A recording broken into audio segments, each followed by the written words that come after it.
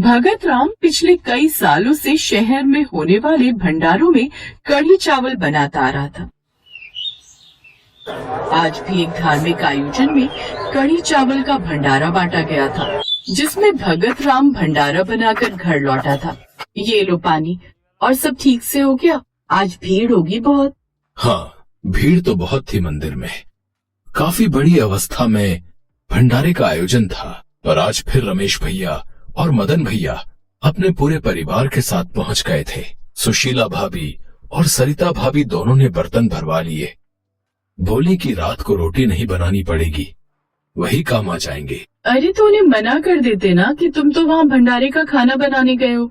ऐसे थोड़ी उन्हें हमेशा बांटते रहोगे, जब देखो पहुँच जाते। इन्हें भनक कैसे पड़ती है? अरे नजर रखते हैं, पता होता है कढ़ी चावल का भंडारा जहाँ बटेगा वहाँ मैं ही बनाने के लिए जाऊंगा। अब ये लोग सारे बर्तन लेकर भंडारा शुरू होने से पहले ही पहुंच जाते हैं और बोल देते हैं कि भर दे कढ़ी चावल। क्या बोलूं अब, सगे रिश्तेदार हैं, मना भी नहीं कर सकता। आज तो मंदिर के सारे सेवादार भी देख रहे थे कि मैं भंडारे के कढ़ी चावल इतने सारे भरकर किसे दे रहा हूँ। अब सुनो, बर्तन तो एक तरफ भरवा लिए, दूसरी तरफ वहीं खाने के लिए बैठ गए। गुस्सा आ रहा था मुझे तो, रोज का तमाशा बनाया हुआ है। अरे मेरा काम है भंडारे में कढ़ी चावल बनाना, ये थोड़ी है कि मैं परिवार वालों को बांटता फिरूं। मैं अपने घर के लिए तो कभी लाता ही नहीं।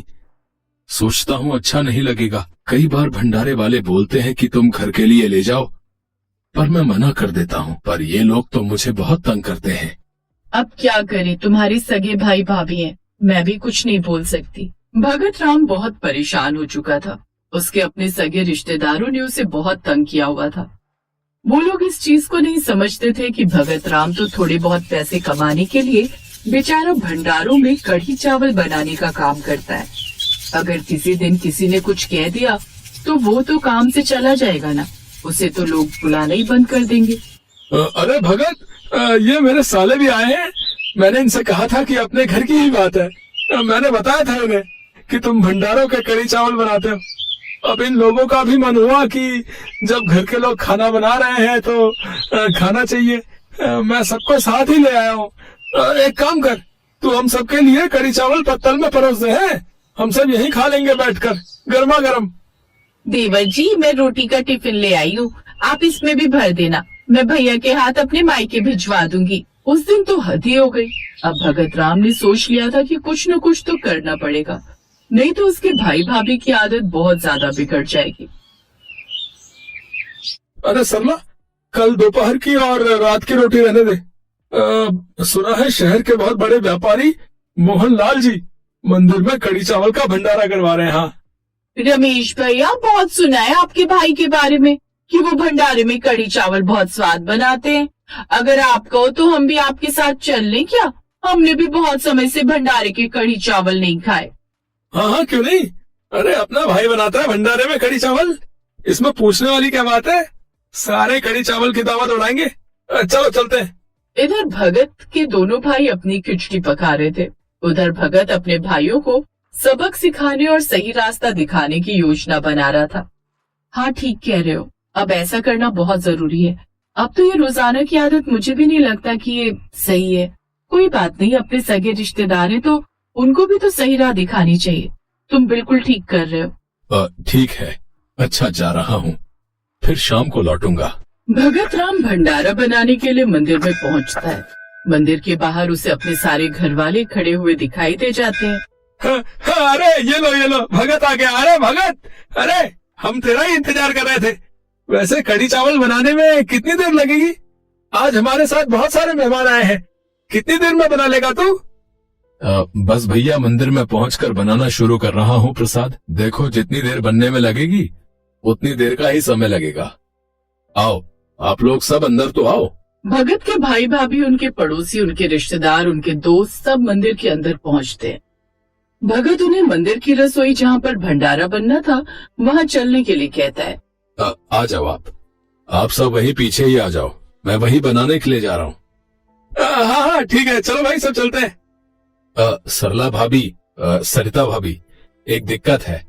मंदिर में भंडारा बहुत सारे लोगों के लिए बनाना है, पर आज मैं बिल्कुल अकेला हूँ। मेरी मदद करने के लिए कोई नहीं है। आप और सरिता भाभी मिलकर कड़ी के लिए पकौड़े तैयार कर लो, और रमेश भैया, मदन भैया, आप दोनों मिलकर तंदूर जला लो। आप सबको भी मंदिर के लिए सेवा करनी होगी, तभी उसका मेवा मिलेगा। मैं आप सबको काम दे रहा हूँ। आप सब भंडारे में जो लोग आएंगे उनके लिए वहाँ पत्तल रखे हैं, वो साफ कर लो। भगत की बात सुनकर सब एक दूसरे की तरफ देखने लगे। सरला, तुम तो कह रही थी कि तुम्हारा देवर ऐसे ही तुम्हें मुफ्त में भंडारे के कढ़ी चावल खिला देता है, पर ये तो सेवा करने के लिए कह रहा है। अब मैं तो घर के काम छोड़कर आई थी कि भंडारा मिलेगा, यहाँ आकर काम करना पड़ रहा है। मैं तो घर जा रही हूँ, मुझे घर पर बहुत काम है। मुझे नहीं लेने भंडारे के कढ़ी चावल। शाम तक इंतजार थोड़ी करूंगी, इतनी देर में तो मैं घर पर ही कुछ बना लूंगी। अच्छा, तो फिर हम भी क्या करेंगे रुक कर यार? हम भी शाम तक नहीं रुक सकते ना, हम भी चलते हैं यार। रहने दे भगत, आज का फिर हमारा कैंसिल कर दे यार। तू आराम से बना है, कर लेगा ना तू अकेले, अगर हम लोग चले जाए तो? हाँ हाँ भैया, कोई बात नहीं। अगर आप लोगों को काम है तो कोई दिक्कत नहीं है। मेरा तो ये रोज का काम है, मुझे इसकी आदत है। भगत जानता था कि उसके रिश्तेदारों को मुफ्त के खाने की आदत है, इसीलिए उसने ऐसा कदम उठाया। भगत राम की कहानी हमें यही संदेश देती है कि भंडारे का भोजन केवल एक साधारण भोजन नहीं, बल्कि सेवा और भक्ति का प्रतीक है। इस भोजन को बनाने में बहुत से श्रद्धालु अपनी सेवा देते हैं, तभी भगवान का आशीर्वाद प्राप्त करते हैं।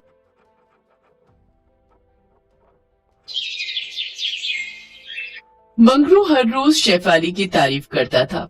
मंगरू पूरा दिन काम करके थका हारा घर आता था और कहता था, शेफाली, खाने में आज क्या है? आज कढ़ी चावल बनाई हो जी। वाह, जल्दी खाना लगाओ, बहुत भूख लगी है। शेफाली के हाथों की कढ़ी चावल खाकर मंगरू पागल ही हो जाता था। वाह शेफाली वाह, तुम्हारे हाथों में तो जादू है। दुनिया का बेस्ट कढ़ी चावल बनाती हो तुम। आप भी ना कुछ भी बोलते हो। सच बोल रहा हूँ, मैं तो सोच रहा हूँ कि ये सब मजदूरी में कुछ नहीं रखा है। ये सब छोड़ मैं खाना डिलीवरी का काम शुरू करूंगा। अच्छा, और खाना कौन बनाएगा? क्यों, तुम बनाओगी ना मस्त कढ़ी चावल? कढ़ी चावल बेचकर ही हम करोड़पति बन जाएंगे। करोड़पति? जेब में फूटी कौड़ी नहीं है और करोड़पति बनने का सपना देख रहे हो। गरीबों के लिए सपने से बड़ा और है ही क्या। एक दिन आराम की जिंदगी गुजारने का सपना देखते देखते गरीब लोग पूरी जिंदगी गुजार देते हैं और भेड़ बकरियों की तरह मर जाते हैं। लेकिन उनमें से कुछ लोग गरीबी से बाहर निकल पाते हैं। मंगरू को भी गरीबी से बाहर निकलना था। अपनी बीवी बच्चों को अच्छी जिंदगी देनी थी। वो सपना देखता रह गया। कुछ साल गुजर गए और मंगरू के 2 बच्चे हो गए, 1-2 साल की बेटी और एक नवजात बेटा। मंगरू मजदूरी छोड़ नहीं पाया और एक दिन काम करते करते ही ऊंचाई से गिरने की वजह से उसकी मौत हो गई। नहीं, ये क्या हुआ? हे भगवान, क्या हुआ ये? हमें छोड़कर वो क्यों चले गए? क्यों? जिस कंपनी के लिए मंगरू काम करता था, उसका मालिक मदन लाल बहुत घटिया आदमी था। उसने सोचा, ये मंगरू की बीवी ने हम पर केस कर दिया तो हमें बहुत सारा पैसा देना होगा। उससे अच्छा है कि मंगरू और उसकी बीवी पर केस कर देता हूँ। मदन लाल ने मरे हुए मंगरू पर झूठा आरोप लगाया और 2 दिन में शेफाली के पास पुलिस आ गई। शेफाली की बेटी मुन्नी पुलिस देखकर डर गई। माँ, पुलिस आई है, पुलिस आई है। पुलिस? क्या बात है साहब? पुलिस के साथ मदन लाल भी आया था। उसने कहा, तेरे पति ने फैक्ट्री से 10 लाख की चोरी की थी। मैंने उसे पकड़ लिया तो भागने लगा और तभी वो गिर पड़ा। नहीं, मेरा पति चोर नहीं हो सकता। नहीं साहब, कुछ गलती हो रही है। मेरा पति चोर नहीं था। चुपचाप सुन, 1 साल के अंदर 10 लाख नहीं दिया तो मैं तेरा घर ले लूंगा। तब दोनों बच्चों को लेकर भीख मांगते रहना रास्तों पर। धमकी देकर मदन लाल चला गया। 2 दिन पहले शेफाली विधवा हुई थी। अब उसके सर पर 10 लाख का कर्जा आ गया। शेफाली को कुछ समझ नहीं आ रहा था। क्या करूं? दोनों बच्चों को पेट भर खिलाने पिलाने की हैसियत नहीं है मेरी, ऊपर से ये कर्जा कैसे चुकाऊं? 10 लाख का कर्जा। शाम को शेफाली के घर रघु नाम का एक आदमी आया। रघु मंगरू के साथ मदनलाल की उसी फैक्ट्री में काम करता था। उसने शेफाली से कहा, भाभी, मंगरू और हम अच्छे दोस्त थे। मंगरू ने चोरी नहीं की। लेकिन मालिक तो पुलिस लेकर यहाँ आ गए, अब मुझे पैसा चुकाना ही होगा। मालिक बहुत लालची और बेईमान है। मुझे पता है एक्सीडेंट कैसे हुआ था। मालिक की ही गलती की वजह से मंगरू भाई का देहांत हो गया। क्या ये बात तुम कोर्ट में बोल सकते हो? कैसे बोलूं भाभी, मालिक मुझे भी जान से मार देंगे। अपनी बीवी बच्चों को खिलाऊंगा क्या? रघु चला गया। शेफाली के पास कोई चारा नहीं था। वो 2-3 घरों में बर्तन मांजने का काम करने लगी और घर चलाने लगी। 1 महीने बाद एक दिन उसकी बेटी ने उससे कहा, माँ, कढ़ी चावल बनाओ ना, बहुत दिन हो गए कढ़ी चावल खाए हुए। ठीक है बेटी, बनाती हूँ। शेफाली कढ़ी चावल बनाने लगी। पूरा घर खुशबू से भर गया। उसी वक्त थाने से एक पुलिस ऑफिसर आया। उसका नाम मनोज था। शेफाली आपका नाम है ना? हाँ, मैं ही शेफाली हूँ। क्या बात है? मैं आपको याद दिलाने आया हूँ 10 लाख 1 साल के अंदर देने। 1 महीना गुजर चुका है। याद है साहब, लेकिन मैं भी गरीब हूँ। मेरा पति मर गया है, मैं क्या करूँ? ये कहते हुए शेफाली की आंखें भीग गईं। वो देखकर मनोज का दिल भी नरम हुआ। मनोज को भी पता था कि मदनलाल पैसों के लिए झूठ बोल रहा है, लेकिन वो भी कुछ नहीं कर सकता था। उसने कहा, अरे ठीक है, कोई बात नहीं, चुप हो जाइए। मैं तो बस अपना काम करने आया था। ठीक है साहब, आए हैं तो कुछ खाकर जाइए। खा के? हाँ, भूख तो लगी है। और आपकी रसोई से बहुत अच्छी खुशबू भी आ रही है। क्या बन रहा है? कढ़ी चावल। माँ कढ़ी चावल बना रही है। माँ दुनिया का बेस्ट कढ़ी चावल बनाती है। एक बार खाओगे तो पूरी जिंदगी याद रखोगे। अच्छा, ऐसी बात है क्या? तो फिर टेस्ट कराइए शेफाली जी। शेफाली ने मनोज को कढ़ी चावल दिया। वो चखकर मनोज के होश उड़ गए। अरे भाई, ये तो सच में दुनिया का बेस्ट कढ़ी चावल है। इतना स्वादिष्ट कढ़ी चावल मैंने कभी नहीं खाया। क्यों? कहा था ना। शेफाली जी, आप हमारे पुलिस स्टेशन में खाना डिलीवरी क्यों नहीं करती? पुलिस स्टेशन में एक होटल से बकवास खाना आता है। न स्वाद है और न ही वो खाने का मन करता है। खाना डिलीवरी? हाँ, मतलब। ये सुनकर शेफाली को मंगरू की बातें याद आई। सच बोल रहा हूँ, मैं तो सोच रहा हूँ कि ये सब मजदूरी में कुछ नहीं रखा है। ये सब छोड़ मैं खाना डिलीवरी का काम शुरू करूंगा। अच्छा, और खाना कौन बनाएगा? क्यों, तुम बनाओगी ना मस्त कढ़ी चावल। कढ़ी चावल बेचकर ही हम करोड़पति बन जाएंगे। ये सोचते हुए शेफाली की आंखों में आंसू आ गए। उसने कहा, मैं कढ़ी चावल की डिलीवरी तो कर सकती हूँ, लेकिन मेरे पास बनाने के लिए पैसे नहीं है। ठीक है, मैं देता हूँ पैसे, ये लीजिए। मनोज पैसे देकर चला गया। उसी दिन शेफाली ने पुलिस स्टेशन में कढ़ी चावल भिजवाया। वो खाकर सारे पुलिस ऑफिसर्स का मन भर गया। वो कहते हैं ना, इंसानों के दिल का रास्ता पेट से होकर जाता है। धीरे धीरे शेफाली का कढ़ी चावल खाते खाते सारे पुलिस ऑफिसर उसके फैन बन गए। शेफाली को और भी जगहों से ऑर्डर मिलने लगे। ऐसे धीरे धीरे शेफाली का व्यापार बढ़ने लगा।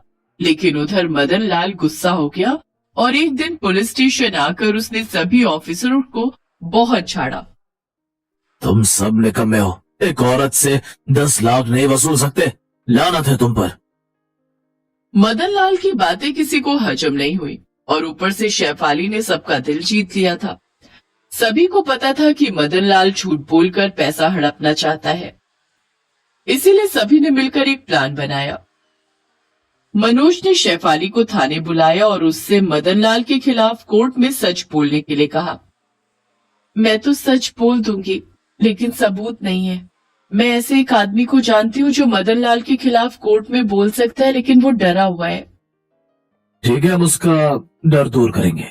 मदन लाल को बहुत चर्बी चढ़ गई है, उसे जेल भेजना ही होगा। शेफाली ने रघु को बुलाया। पुलिस का सपोर्ट मिलते ही रघु गवाही देने के लिए राजी हो गया। रघु और भी लोगों को साथ ले आया और अगले दिन कोर्ट में सभी ने मदन लाल के खिलाफ गवाही दे दी। पुलिस ने भी एंड मौके पर मदन लाल का साथ छोड़ दिया। मदन लाल को कोर्ट ने शेफाली को 1 करोड़ रुपए देने के लिए कहा। मदन लाल को देना ही पड़ा और उसके बाद उसे जेल हो गई। मदन लाल पूरी जिंदगी जेल में सड़ने के लिए अंदर चला गया और शेफाली करोड़पति बन गई। मंगरू का सपना पूरा हुआ।